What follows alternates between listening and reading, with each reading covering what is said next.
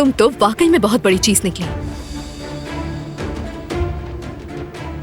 तुमने दोबारा इस खानदान के टुकड़े कर दिए। सलाम है तुम्हें।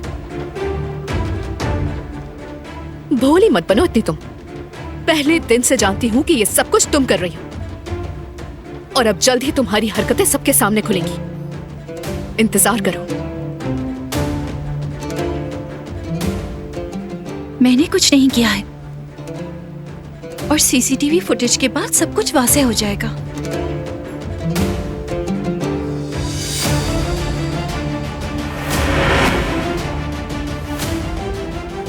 झूठ मत बोलो।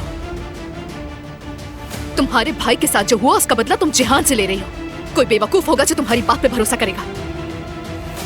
गलत। जिहान ने मेरे भाई के साथ जो कुछ किया वो उसकी सजा भुगत रहा है, लेकिन मैंने खुद कुछ नहीं किया। तुम्हारी कुछ कहने की हिम्मत कैसे हुई? शैतान! छोड़ो मुझे। मैं तुम्हें नहीं छोड़ूंगी। चलो इधर, और तुम मुझसे बात करोगी। खड़ी हो जाओ यहाँ।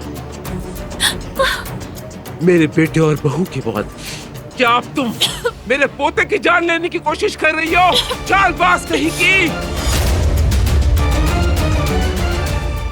रुक जाए दादी, मत करें ऐसा। तुम्हारा दिमाग तो मैं दुरुस्त करूंगी। हत्यार!